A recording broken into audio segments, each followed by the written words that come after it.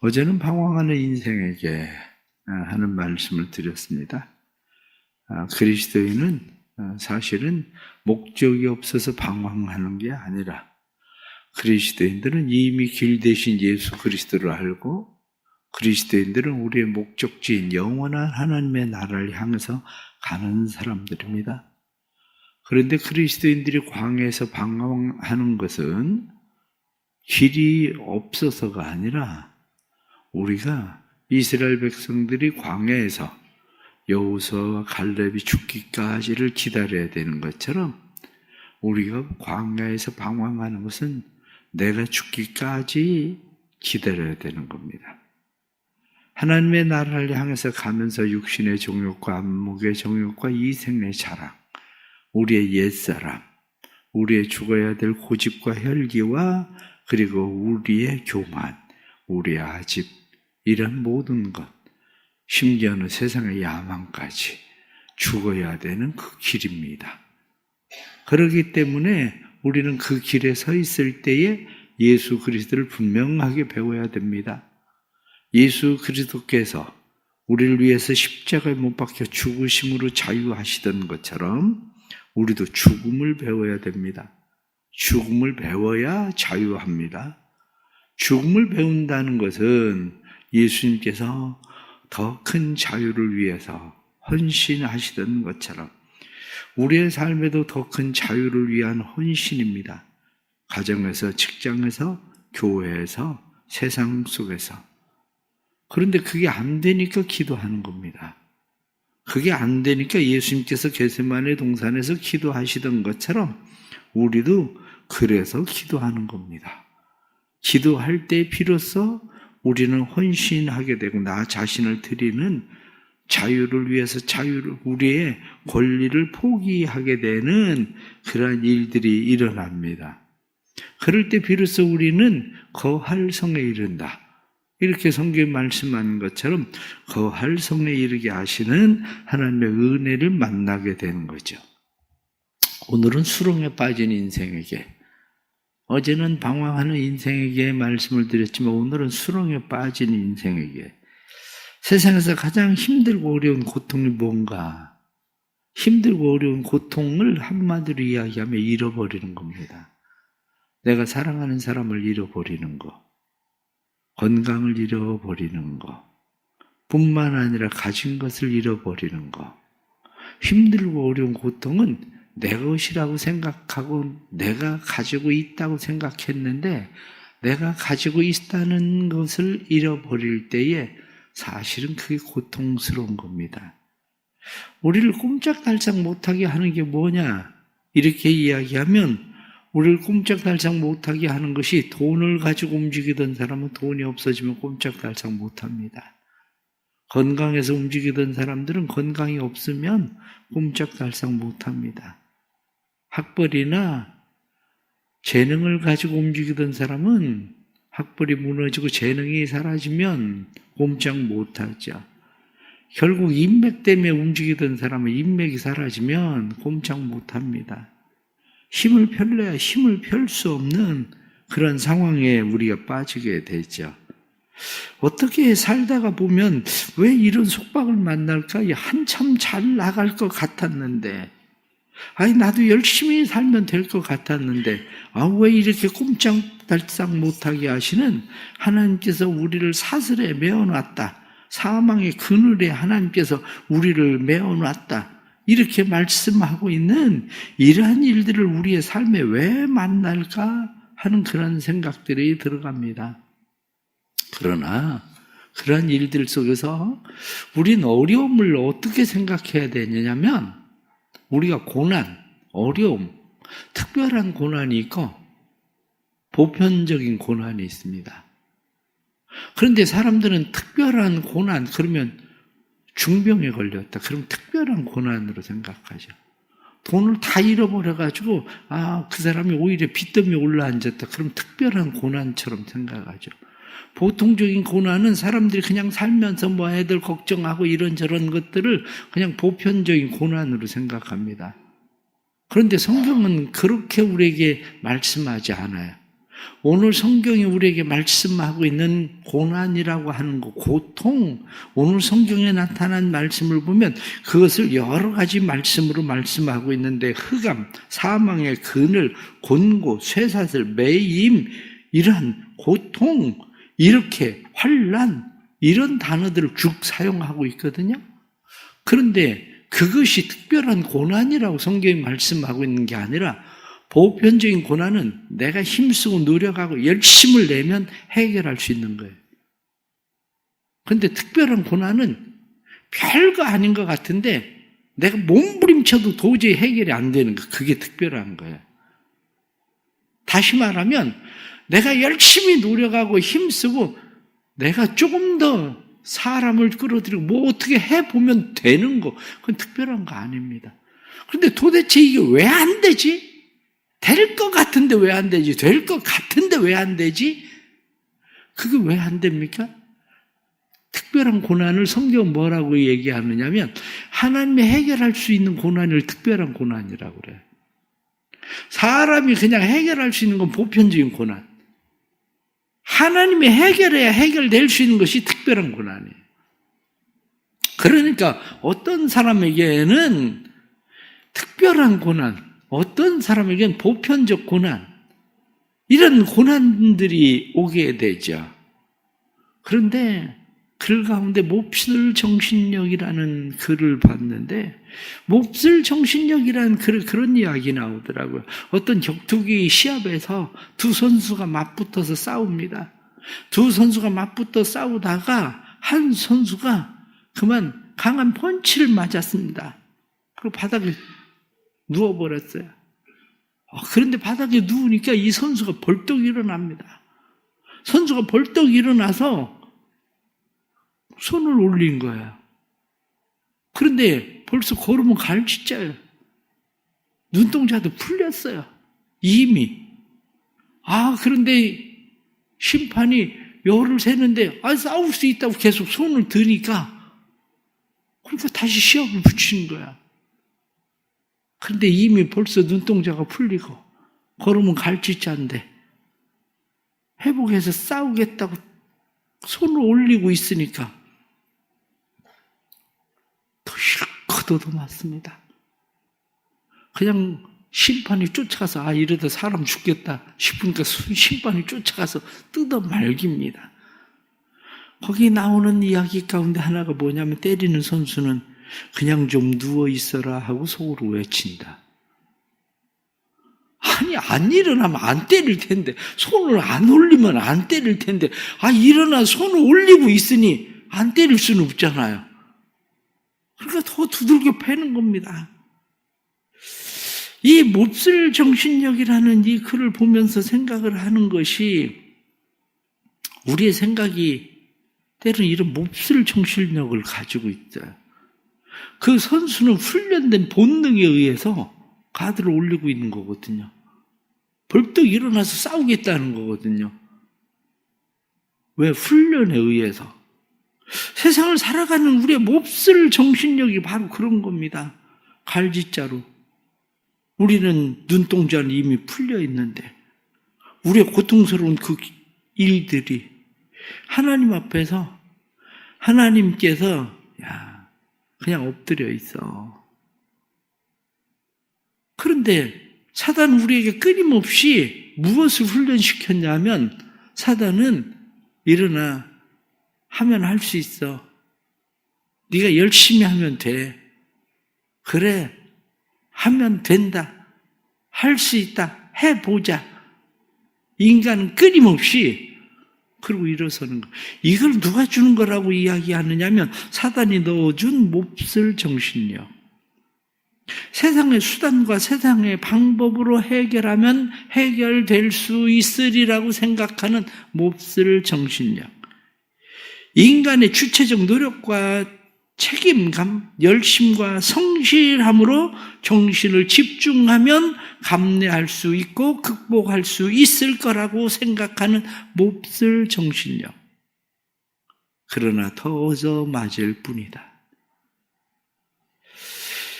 그래야 우리의 모든 것 하나님 앞에서 한편으로 생각하면 그 정도면 엎드려 있을 만도 한데 안 엎드려. 그 정도면 예배할 것도 같은데 예배 안 해.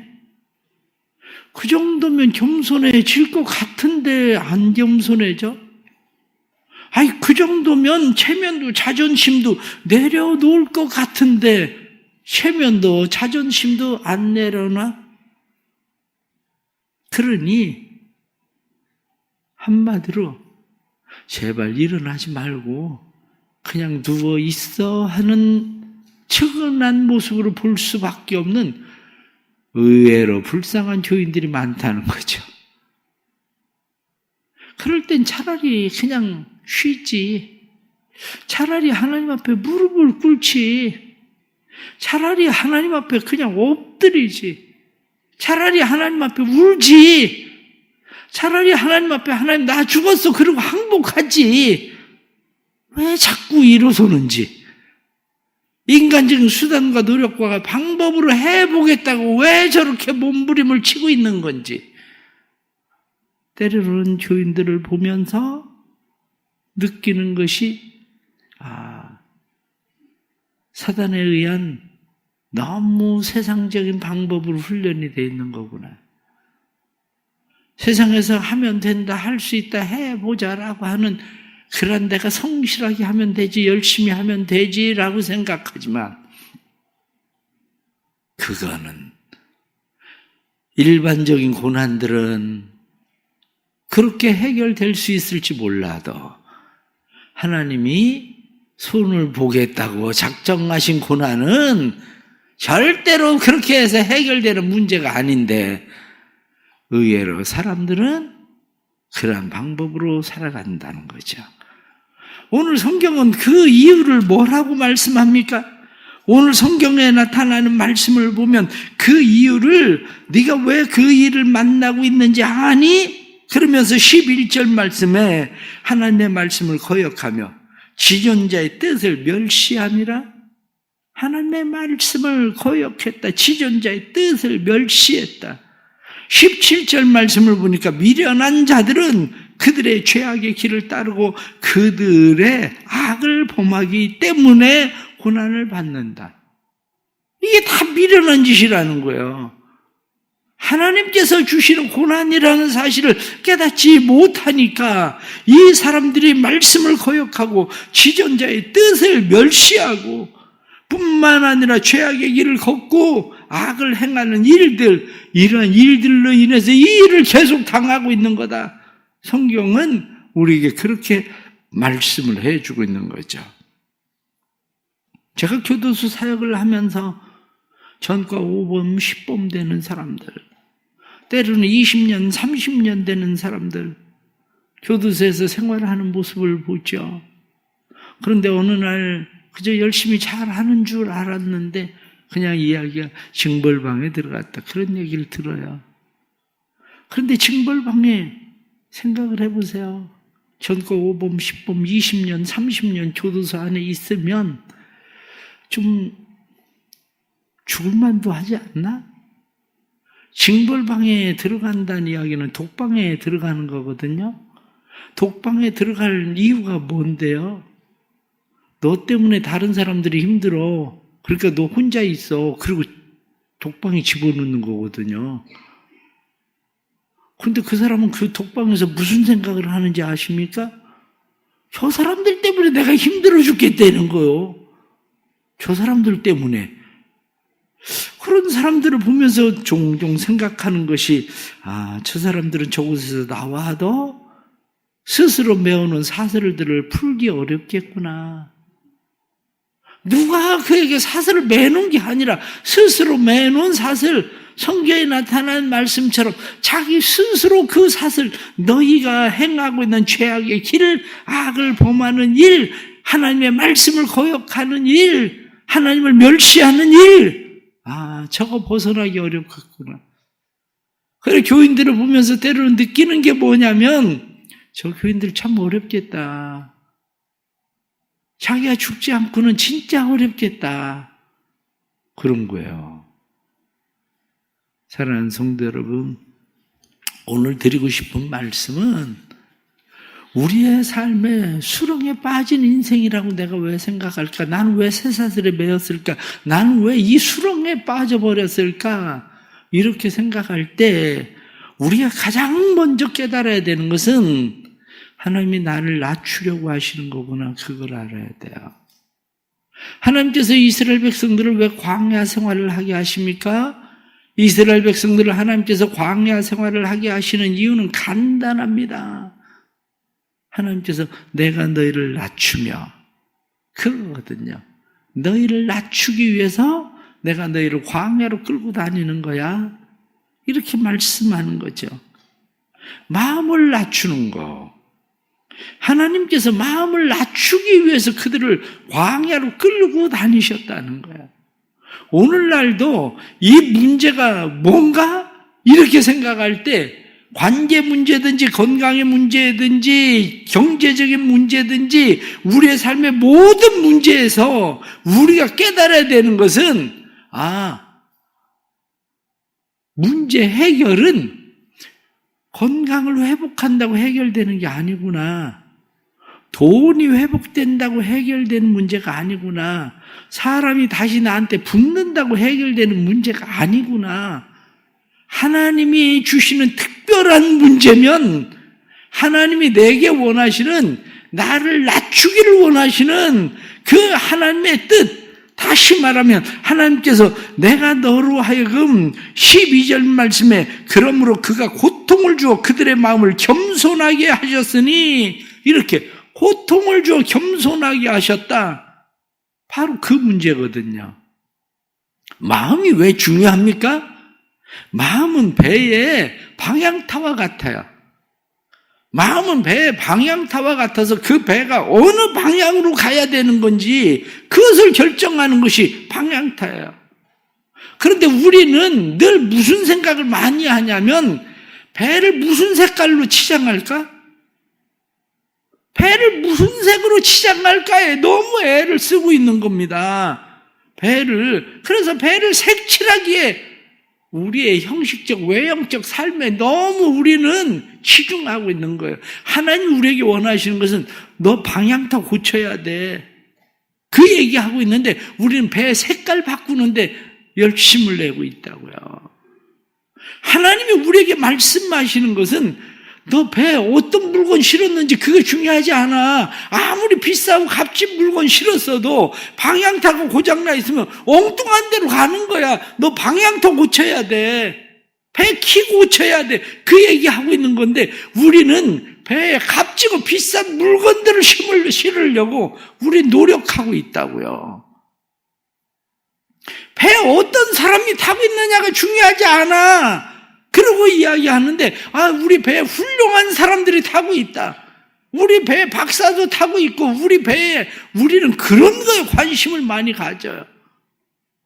그런데 하나님이 우리에게 말씀하시는 건 쓸데없는 짓.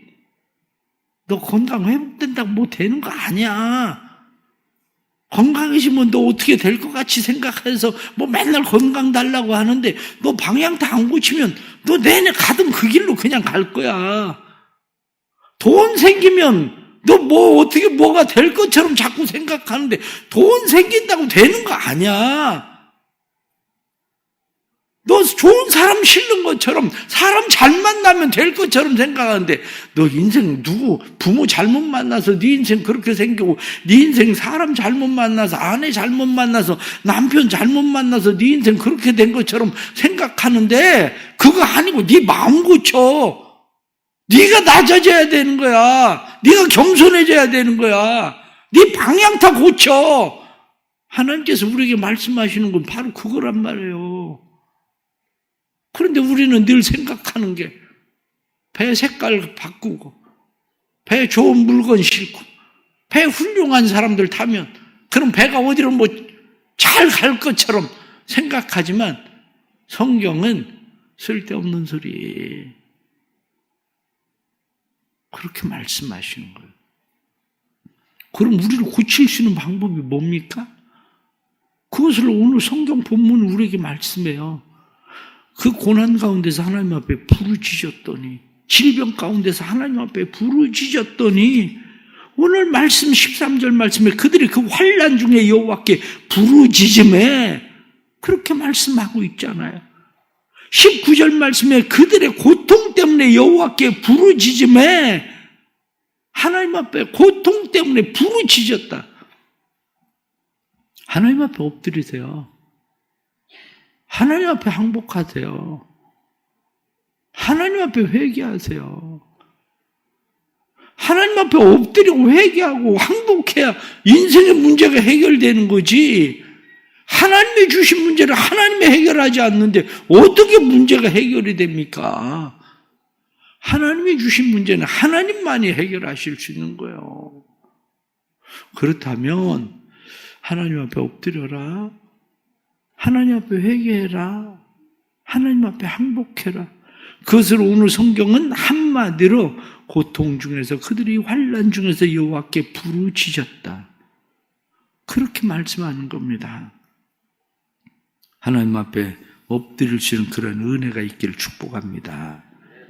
하나님 앞에 엎드릴 때 우리의 마음이 낮아지고 깨지는 겁니다. 하나님 앞에 엎드릴 때에 하나님께서 우리로 하여금 우리의 죄악이 무엇인지 그것을 깨닫게 하시는 은혜를 주시는 겁니다. 하나님 앞에 엎드리지 않고는 절대로 그것을 깨달을 수가 없어요. 하나님 앞에 엎드리지 않고는 우리는 삶의 방법을 세상에서 구할 수밖에 없습니다. 그러나 하나님 앞에 엎드릴 때 비로소 하나님 맞습니다. 인생의 문제, 특별히 내 인생의 문제 해결자는 하나님이십니다. 하나님이 해결하셔야 됩니다. 하나님 맞습니다. 내가 하나님 앞에 교만했습니다. 하나님의 말씀을 거역하고 하나님의 뜻을 멸시하고 뿐만 아니라 내가 죄악 가운데 내가 악을 행하며 하나님 앞에 살아온 일들입니다. 그리고 하나님 앞에 기도할 수 있는 이 은혜가 있기를 주의 이름으로 축복합니다. 그러면 하나님께서 우리에게 은혜를 베푸신다는 거죠. 오늘 성경 말씀에 나타난 말씀을 보니까 13절 하반절 말씀에 그들의 고통에서 구원하시되 성경 그렇게 흑암과 사망의 그늘에서 인도하여 내시고 그들의 얽어맨 줄을 끊으셨도다. 하나님께서 얽어맨 줄을 끊으셨다. 19절 하반절 말씀에 그들을 구원하시되 그가 그의 말씀을 보내어 그들을 고치시고 위험한 지경에서 건지시는도다. 그렇습니다. 다시 하나님의 말씀이 들리기 시작하고 하나님께서 우리를 다시 이끌어내시는 은혜를 보게 돼요. 그것을 오늘 성경에 나타난 말씀을 보면 21절 말씀에도 여호와의 인자하심과 인생에게 행하신 기적으로 말미암아 기적이다. 성경은 그렇게 말씀해. 15절 말씀에도 다시 그것을 이야기할 때 인생에게 행하신 기적으로 말미암아 기적은 우리의 손에 있는 게 아니라 하나님의 손에 있습니다. 풍랑을 잔잔케 하는 기적도 하나님의 손, 우리의 모든 인생, 우리가 기가 막힐 수렁과 웅덩이에 빠져 있는 우리의 인생, 이 수렁에 빠진 인생을 우리가 몸부림치면 칠수록 점점 더 깊이 빠져버릴 수밖에 없는데 그곳에서 우리를 건져낼 수 있는 분은 하나님이시다. 성경 그렇게 말씀하는 겁니다. 이 하나님을 믿기를 축복합니다. 하나님을 믿고 하나님의 말씀이 다시 들려지기를 바랍니다. 하나님의 말씀이 들려지면 위경 가운데서 고치신다. 그리고 말씀하신 것처럼 위험한 곳에서 고치신다는 말씀대로 말씀이 들리면 삽니다. 그런데 말씀이 들리지 않으면 죽습니다. 말씀이 들리지 않으면 해결될 방법이 없습니다. 결론으로 말씀을 드리면 하나님 앞에 감사하십시오. 하나님을 찬송하고 사십시오. 내가 기적의 주인공이 돼서 오늘 말씀에 나타난 것처럼 기적으로 말미암아 이렇게 말씀하신 것처럼 하나님 제가 기적의 주인공이 돼서 하나님께 감사하고 하나님을 찬송하게 해주십시오라고 하나님 앞에 기도하십시오. 그러면 하나님은 우리를 능히 그 모든 일에서 우리에게 감사하고 찬송할 수 있게 하시는 은혜를 주시는 하나님이 되시는 것을 믿습니다.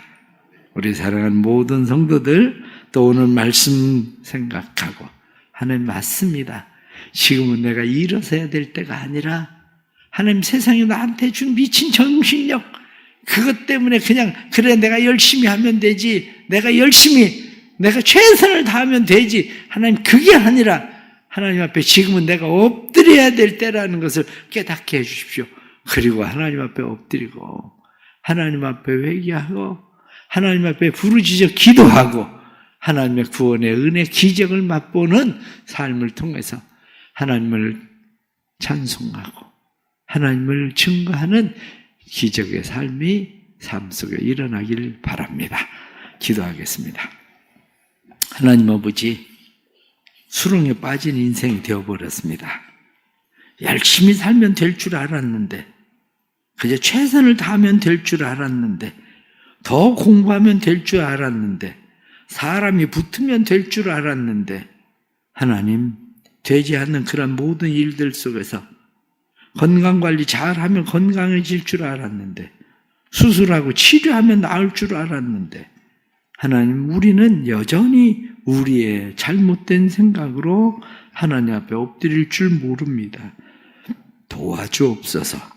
저희들로 하여금 하나님께서 행하시는 이 일을 깨닫게 해주시고 세상 내 악한 사단의 권세가 우리의 마음속에 밀어넣는 정말 미친 정신력으로 일어서는 게 아니라 하나님 앞에 엎드려야 될 때임을 알고 하나님 앞에 부르짖어 기도해야 될 때인 줄을 알고 하나님 앞에 엎드려 부르짖어 기도하게 해주시고 그래서 기적을 행하시는 하나님을 만날 수 있도록 주님 도와주옵소서.